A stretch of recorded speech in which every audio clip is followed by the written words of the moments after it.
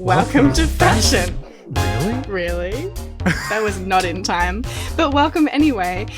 The podcast for people who love fashion but hate what it does to life on our planet and who like a bit of goss about what's going on in fashion and culture, how it impacts us all, people, animals and planet. We're all one. I'm Emma. This is Joshua. We're from Collective Fashion Justice. Joshua, how's life? It's life. I am going to tell you about what I'm wearing today. What are you wearing? I'm going to start with some drama and say that I'm wearing fast fashion. Emma. Gasp. This is the thing. I bought this dress. It's black corduroy with a zip all the way down the middle when I was 16.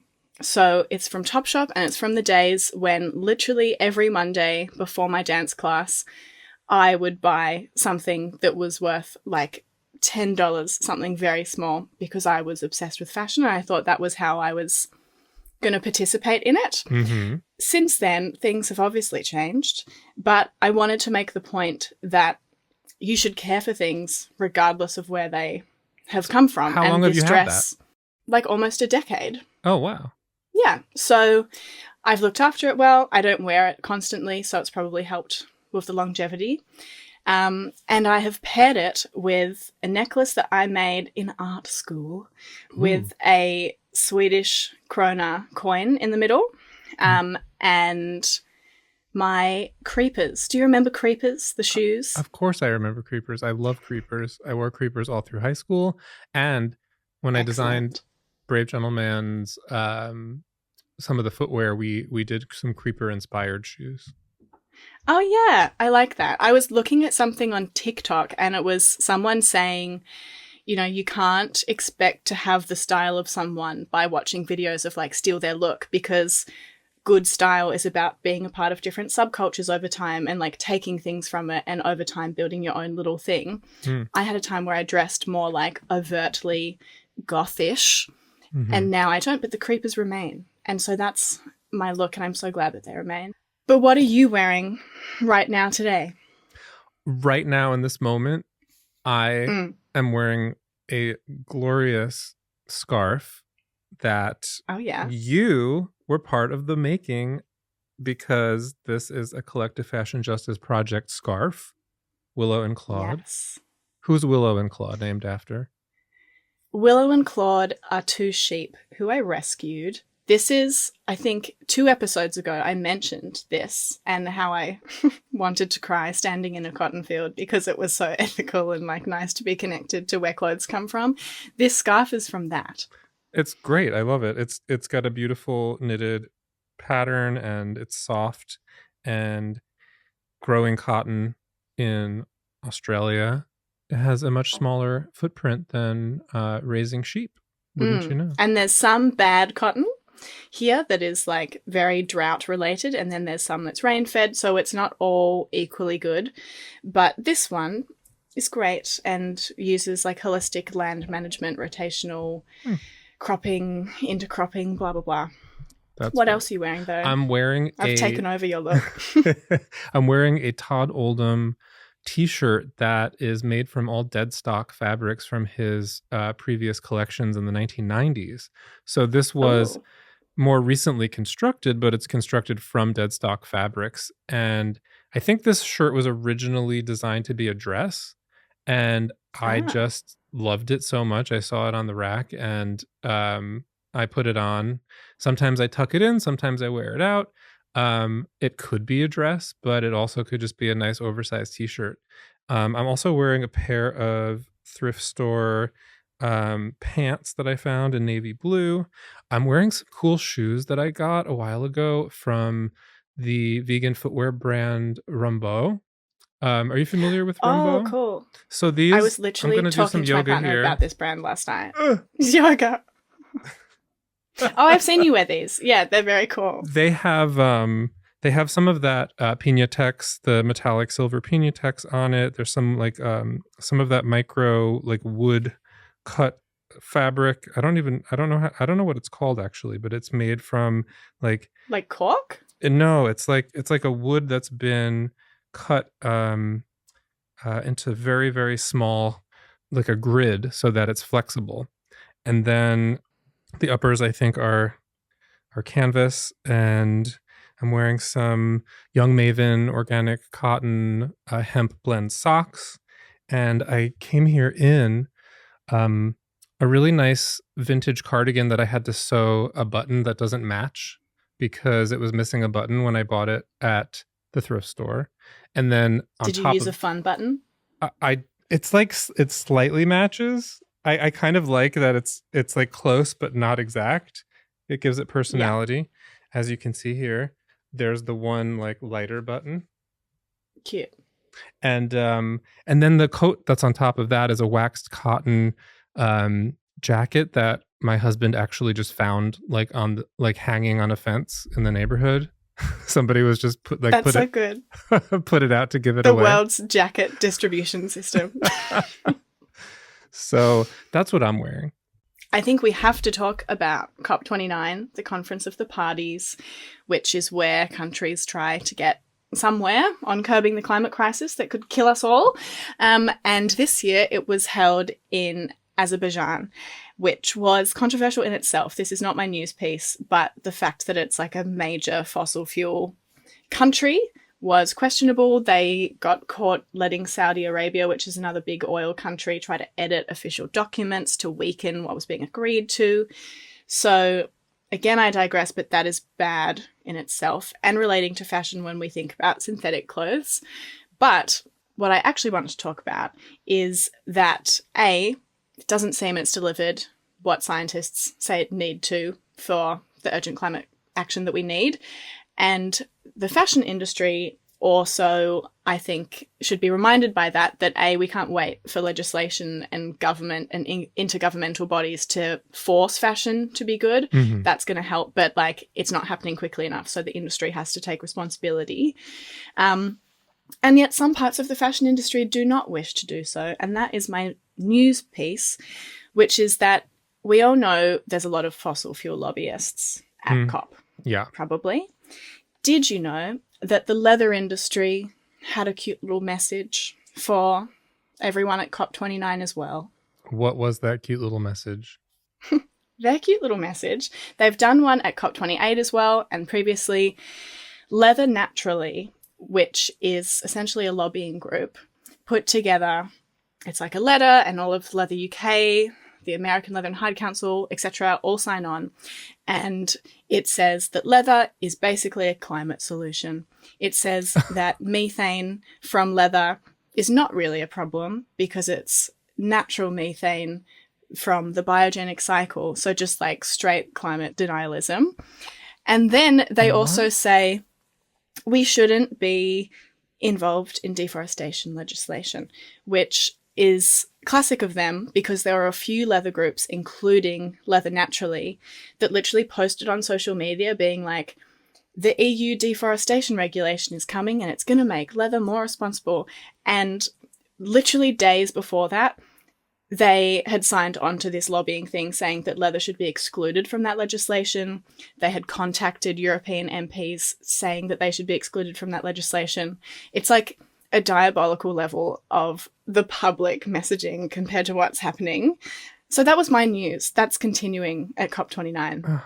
Leather Naturally, that group is not unfamiliar to us as we were working on certain reports for collective fashion justice and otherwise. And yeah, it's just the name itself, Leather Naturally, is trying to spin what the leather industry is and what it requires, both in the raising of animals and the clearing of forests and the processing of the skins, and it all just gets buried under this mythology that leather is because it's a so-called natural protein-based fiber, so-called, that it's somehow superior environmentally. It's just not true. And so Leather Naturally, I'm annoyed about it.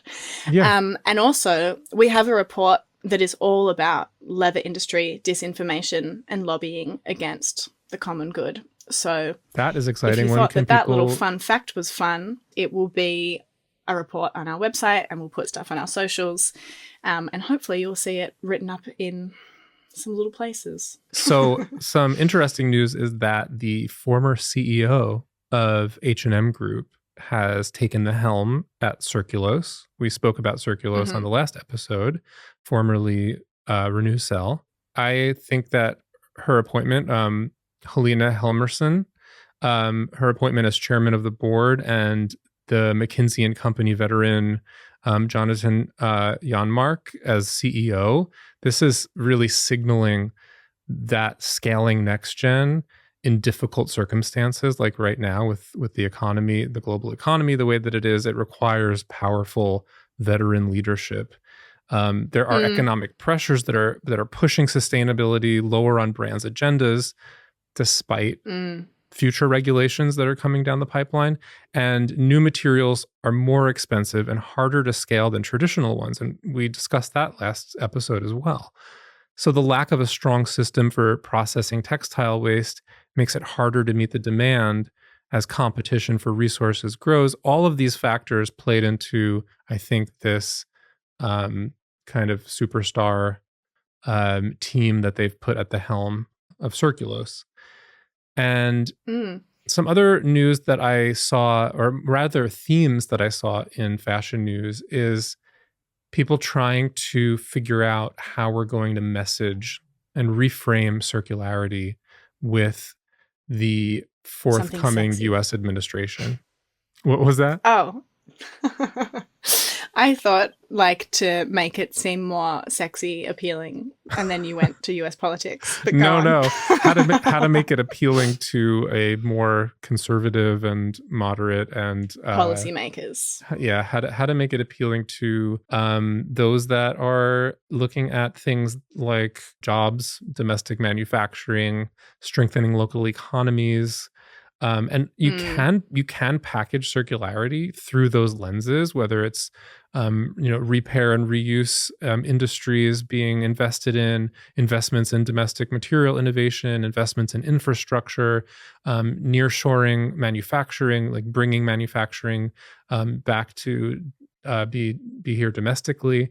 So all of these things could appeal, and I guess I wanted to ask your opinion. Like, should we be trying to package things and make them more appealing to an administration like this to keep the momentum going, or do we need to stick to our core messaging and the tone, which might be met with even more pushback?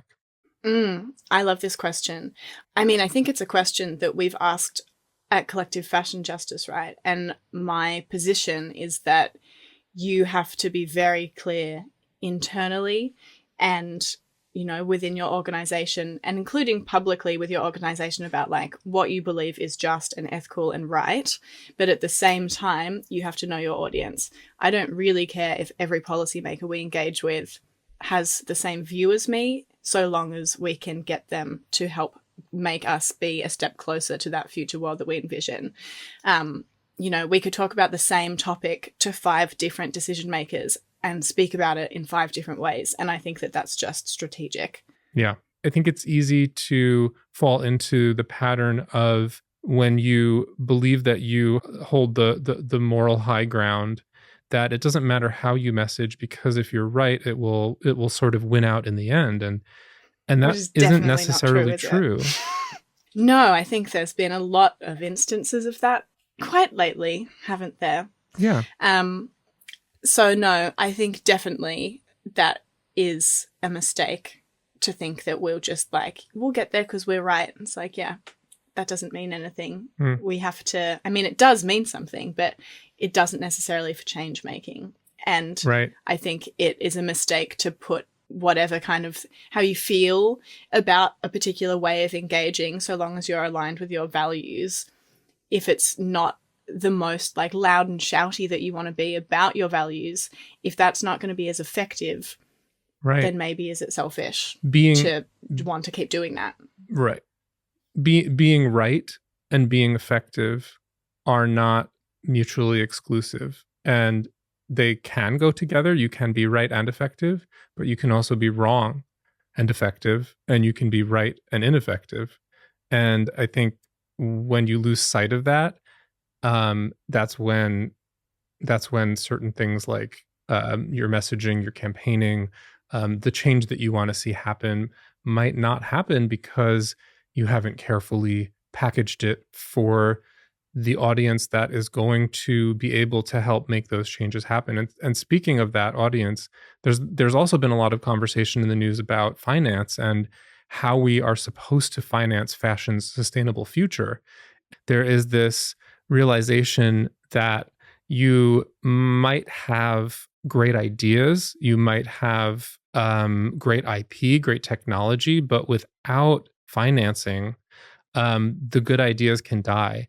And the attempts at transition for traditional industries who are trying to transition to more sustainable methodologies and practices, their transitions can fail. And so there's a lot of talk around catalytic money, patient money, and incentives like subsidies, which can help achieve price parity while a company is transitioning or while an innovator is scaling.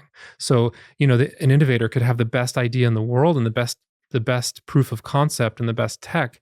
And if they don't have catalytic money up front and then patient money to help them over time be able to get to the scale they need to hit price parity, and without things like government subsidies to come in and help make those costs when they're very expensive, when the technology is new, to help bring those costs down so that the public can access that new technology. Without those things, we can't just hope that good, new, exciting innovations are going to be able to scale and replace more problematic ones. No, and I wonder, when it comes to the brand side of things, when we're talking about being right versus being effective, I think there's a lot of interesting things to be said about not necessarily always talking about the sustainability stuff when you're selling a new material. Like, I think often brands go really hard on that this new material is amazing for all of these sustainability reasons, and that information should be available. But like, sometimes they lose all of the creative direction of the rest of the brand in doing that. And it's like, you should promote these next gen things with the same level of creativity and like artistry as you have everything else. Right. And also, if a material is more expensive to start with, maybe you should still cost it to be aligned with the current gen material that ultimately will start to reduce as this new material reaches price parity, like you're saying. Yeah. Like, the brands have a part to play in that as well. They do. There's so many different stakeholders that play a part in helping enable that and helping a company transition or an innovator scale. It isn't just one, and we are part of that as citizens. And but there's so many different, from policymakers to investors to business leaders, and then to the creatives who are helping tell those stories. All of these things play a part. And then lastly, I think as of a few months ago, as of August, it was apparent that Adidas was still using kangaroo leather in some of their shoes. Or Adidas, as you would say, is the only major sport shoe manufacturer that still uses kangaroo leather. About 2 million kangaroos are killed every year for their leather. And here in the US, there's a law, the Kangaroo Protection Act, HR 4995. This would ban the sale of any kangaroo parts in the US. But since this is happening on your side of the globe, I was wondering if you had any input on that.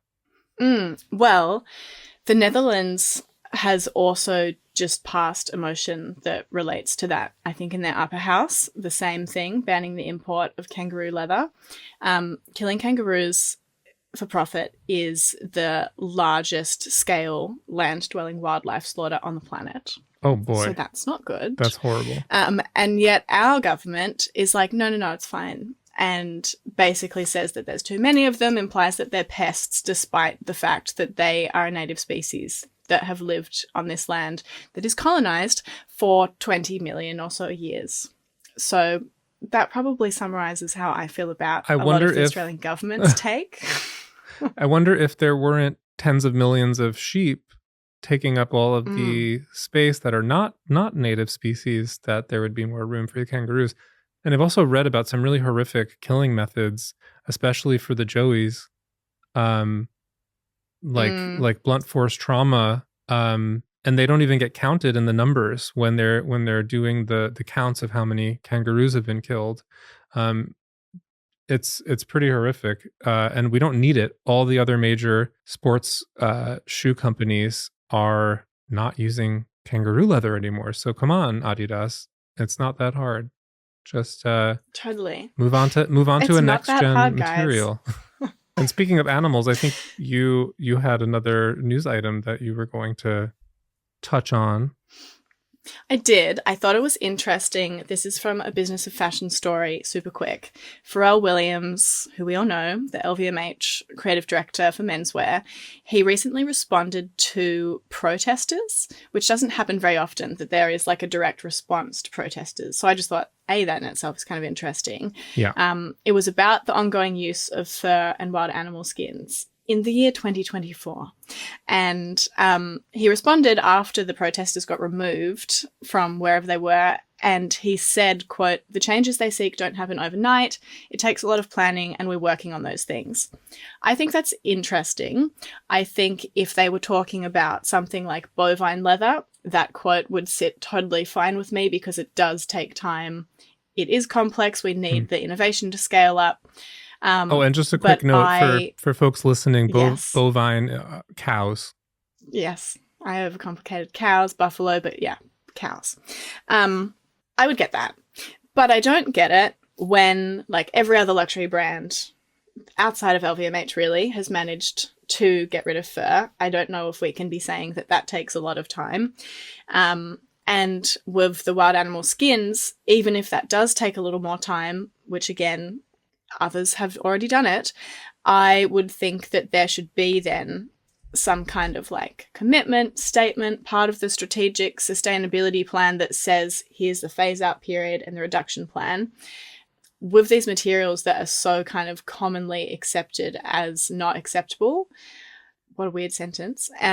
I just think that we could do a little more than just like it takes time. Yeah. And also bring in the people who can help you do it faster and talk about it. Yeah. Would love to help, Pharrell.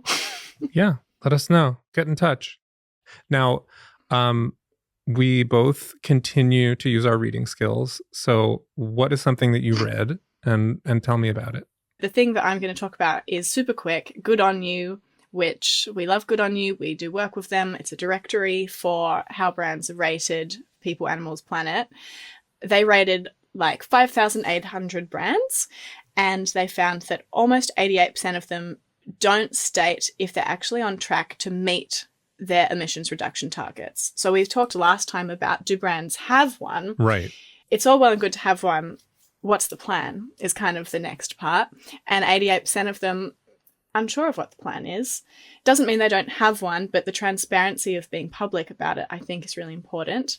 Also, they found that just 16.6% of them had a science-based target, which, if it's not going to help us meet the kind of levels of emissions reduction that we need to not all burn, again, also maybe not as helpful as it might first appear. And Sophie Benson, the journalist who wrote this analysis, she had a quote that was pulled out in it that I laughed at because it's not funny, but it's true, which was just, right now, destroying the environment is very profitable, which is true. And I think the thing that we have to do is work for it not to be, not just through legislation, but as individuals and as people within businesses that shift it. There's lots of economic arguments about like legislation incoming, also just the impact of climate crisis making supply chains more expensive to manage, that kind of thing. You have riskier feedstocks with climate change. If you rely on a feedstock like trees and all of the forests are going up in flames, that is a huge risk to your business. So if you're a viscose business sourcing from forests, for example, climate change is a massive risk for your feedstock. And now it's going to make more economic sense for you to look at next gen and sustainable materials because your source of income is suddenly under threat. Yes. And same with like, if you're using and exploiting animals, and we have an increasing number of zoonotic diseases that are spreading across the world and antibiotics resistance that is related to farmed animals, what's that going to do? Yeah. All of these finite resources that we use, fossil fuels, one day we know they run out, which is why circularity is fun. But so that's what I read. Thanks for sharing What that. did you read? What I read, I think, is a good segue into our main topic today, which is overconsumption. I revisited one of my favorite fashion books of all time. It's called Fashion: A Philosophy by Lars Svendsen. He's a contemporary philosopher. I've often quoted this book in my own book and in the lecture that I give on fashion and animals. He brilliantly outlines how fashion fuels a cycle of endless desire and consumption. And he explores the psychological need for the novelty of fashion, for the societal pressures that create constant demand for that newness. And he talks about the irrationality of this pursuit of newness just for the sake of newness itself, that it is something that has no telos, which is like a final purpose. It doesn't have a destination. It's just an irrational repeating of a desire for newness. And and it's going to like immediately disappoint you when that thing is suddenly not new anymore. Right. And he talks a lot about how fashion is inherently tied to identity, to status, and for our need of self-expression, which makes it a personal and a social endeavor. So overconsumption in this context, as he describes it, is driven by this desire to keep up, to have access to all these archetypes that we can dress up as, which reinforces feelings of inadequacy or lacking when we don't have those things. I think if we lived in a culture where there wasn't so much emphasis on the individual needing to just be on their own, and I think that it preys on some of our biggest evolutionary tendencies. And I'll get to that in a second.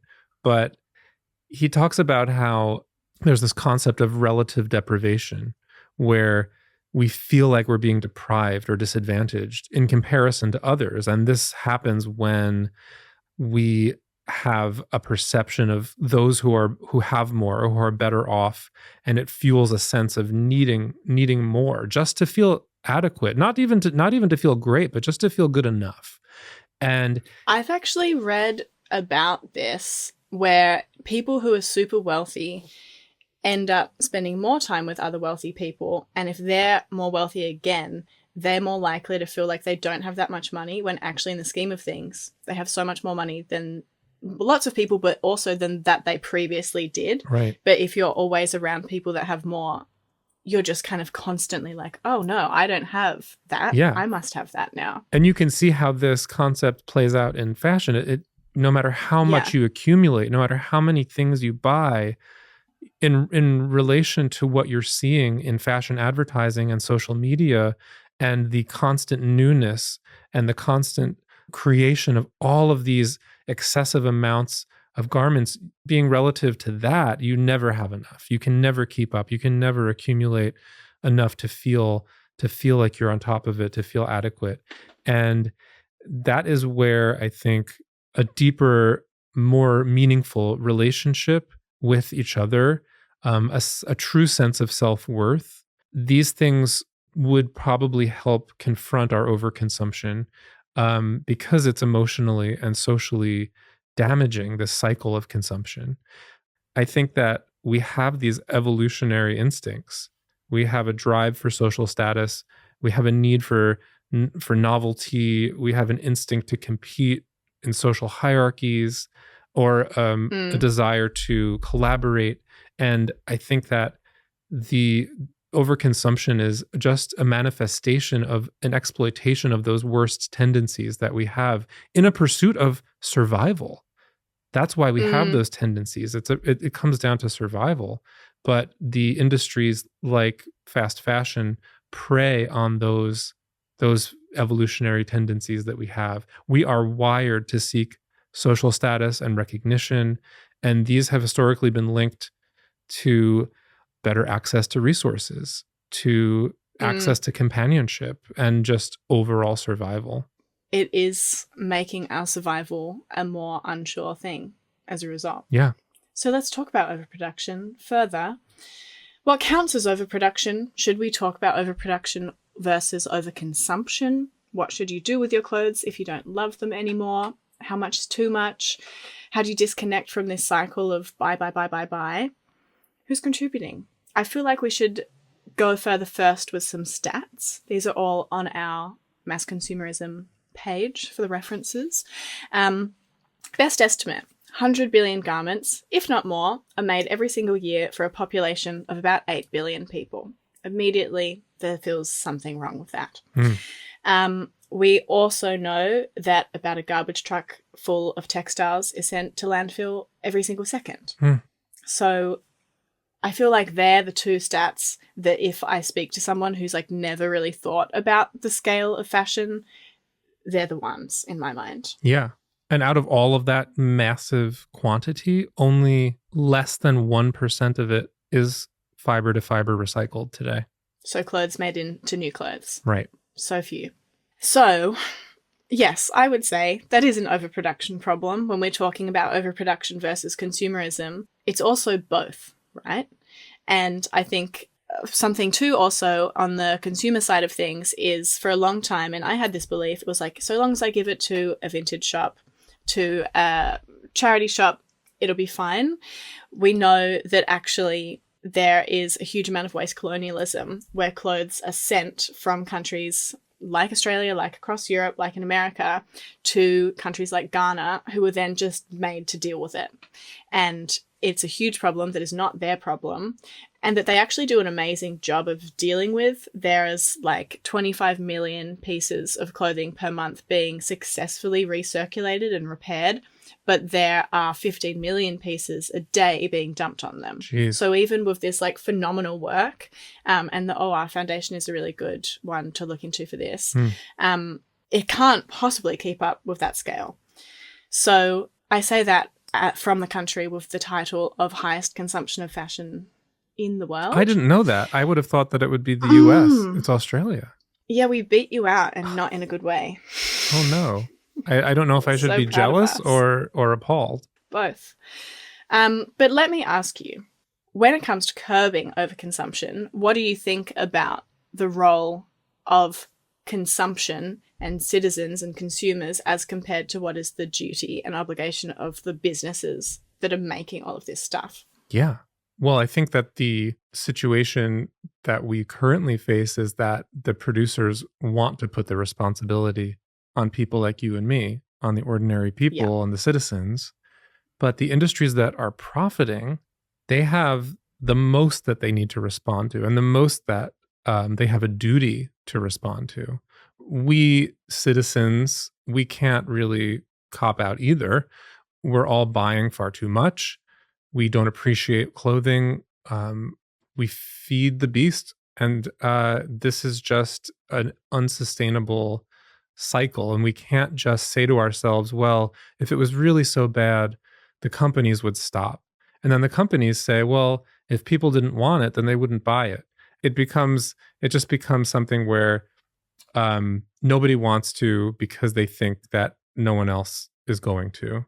And the world's top 10 fashion brands, they control 20% of the entire industry supply chain. So that's a very small number of brands controlling, when you look at the total, that's a pretty big portion of that. And those 10 fashion brands should be some of those entities that are taking that percentage of responsibility and should be taking that percentage of duty when it comes to manufacturing too much and encouraging people to buy more than they need.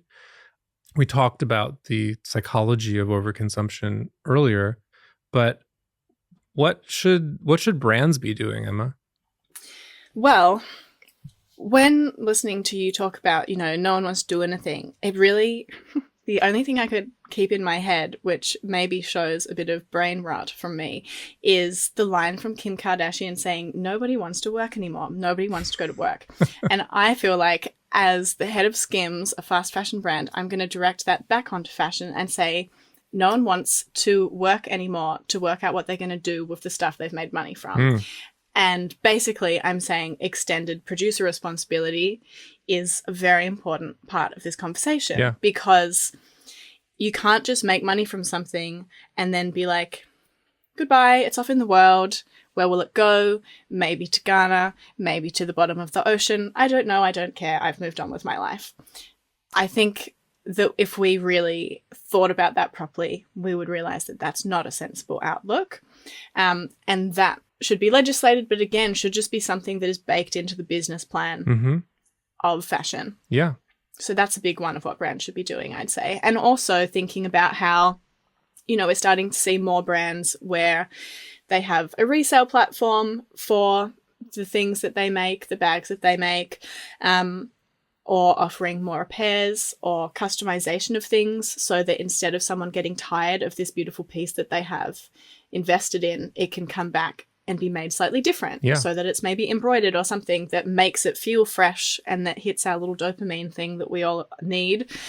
But also to not just kind of add that on top of the existing business model of plan to grow and grow and grow every year, actually make it that that's something you're doing instead of planning for infinite growth. Because in case we have all forgotten, we do only have one planet, unfortunately. Wait, so you can't grow infinitely on planet Earth? It appears not. It's not working I'm so going to far, consult is a it? physicist about this. What do you think on the people side? Brands are made up of people. I think it's important to not totally separate these things. Well, things that people can do, people like you and me, easy things.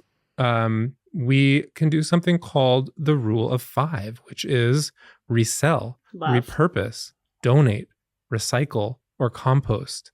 These are... I was thinking of a different rule of 5. Oh, what were you thinking of? You do your rule of 5, and then I'll come back with my rule of 5. What's your rule of 5? So the rule of... We've got a rule of 10. We're going to have 10 rules. So my rule of 5 is that you can resell gently used items, you can repurpose or upcycle old clothes, you can donate to charities, you can recycle through textile programs, or you can compost natural fibers like cotton. Yes. Love that. My rule of 5 is the Hot or Cool Institute released this report, and it basically said that people in Western capitalist countries can only afford within planetary boundaries to buy 5 newly made garments every year, and the rest should be vintage, recycled, whatever. And obviously that varies slightly if you're buying pieces that are super low impact. It varies slightly, but that's the rule. It's a rule I follow. I have bought 4 new things this year. It counts if it's a gift from a brand. You can't be cheating. And then the rest is vintage. So that's a rule I do. And I honestly think that it has improved my wardrobe so much. This is the 2nd year that I've done it because I love everything that I have got in that time, because I had to be really, really picky and be like, is this definitely it? 1 of 5. One of the things was in January and I was like, oh man, I've got a whole year to go. Do I really want this? So that's my rule of 5. I love your rule of 5. And I like that we have 2 different rules of 5. And with our powers combined, we can do anything. Yeah, we can do anything. I also think on the rule of 5, like setting realistic goals for you are more important than setting goals that are ideal but that you're not going to meet. Yeah. So for example, I told someone I know about rule of 5 and she was like, oh no, I can't be doing that. Like, I'm so far ahead. And I was like, well, what do you think you could do? And so this year she's done 1 thing per month, which for her was a massive reduction. That's great. So I think be realistic about where you are and be like, what's the plan, babe? Yeah. Yeah. Any step in the right direction is a step in the right direction. Yes. And also, I think remembering again that you're not just a consumer, but also a citizen is a big part. I think at the end of all of this, we have to just ask everyone listening to treat your clothing as something that's important, as something that you plan to love and that you plan to care for. It's not disposable. It's not something that's just a frivolity. And I know that that goes against a lot of the training that all of us have had, that fashion is just about fun and frivolity. But if it is so much about who we are and it's so much about how we want to be perceived, then we have to align our values with what we're wearing and how we're treating what we're wearing. We don't need to pursue newness just to feel good. There's so many other ways to feel good. So that was very nice. Yeah. Sincere moment. It also made me think when you were talking, like, imagine if everyone treated each garment of their clothes as though they themselves made it. Yeah. Because someone somewhere has made it and spent time and energy and effort. And that's like something to be grateful for. And there's a respect that should come with that, I think. Mm-hmm. You were talking about newness and like get over newness. One thing that I suggest, having found a box of my old clothes at my mum's house, is discover newness by forgetting your things on purpose. And this is actually something that Ursula de Castro from Fashion Revolution talks about. She intentionally hides some of her clothes when she's sick of it, because then she finds them later and it's like, oh my God, I love this top. And I actually just think that that is brilliant. And one of the things in this box at my mum's, I remember when I got rid of it being like, I don't really like it anymore. And I was going to sell it on Depop, and that didn't happen. And I didn't want to have it at my apartment, so I just put it in a storage spot. And now I saw it and I was like, what a fool. Love this. Wore it yesterday. I just think about the times where I've misplaced something, and it's something that, I'm sure at some point I liked because I purchased it. And then you forget that you even had it because you misplaced it, and then you find it months later. And it's such a delight. It's such a joy to find it. Wow, I totally forgot it. It's better than when you bought it. Yeah, because you remember the connection you had to it. And if you had it every day, like maybe you wouldn't feel that way about it. So I love that idea. Anyway, greenwash. Let's talk about greenwashing of the month or of the fortnight. You go first. Okay.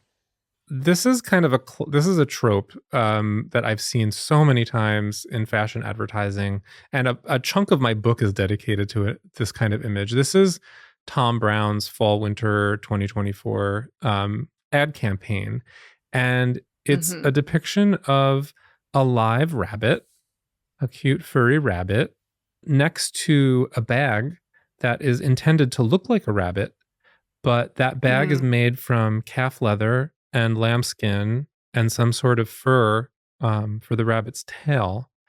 And I find this kind of advertising to be incredibly manipulative. I call it's a weird form of cryptozoology where you take the skins and the body parts of one animal and you shape it into the form of another animal. And then you put that creature that you've created next to a live version of the animal it's intended to look like, to create this illusion of sameness or this illusion of kindness or consent. And the live prop animal that's being used in the advertisement, the role of that animal is to give you a feeling of cuteness and warmth, and also permission that this live rabbit is here, and they're okay with this, and you should be okay with it too. And this is a phenomenon that we see all the time in fashion advertising, where live animal props are juxtaposed with garments or accessories made from the body parts of other animals. And it lets us tell ourselves, we love animals. We're friends of animals. We think animals are cute. We are fans of animals, but we are also going to purchase this garment made from the bodies of multiple other animals. And I think it's so interesting because normally when we talk about greenwashing, we talk about language.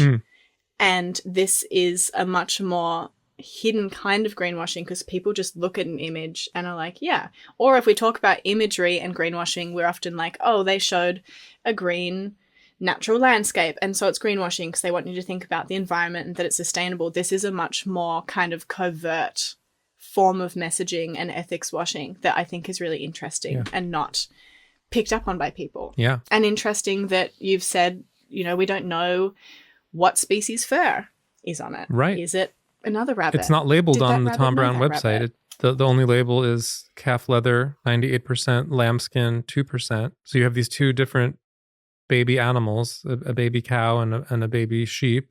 and you have some sort of tuft of fur for the tail. And I think that if it is rabbit fur, I understand why they intentionally didn't label it. And I don't know if they're breaking a law by not labeling it. They could be. They would be in some countries, definitely. Yeah. But this ad is, I think it sort of encapsulates the reason why we're here, the reason why we have this podcast. What is your greenwashing of the week or month?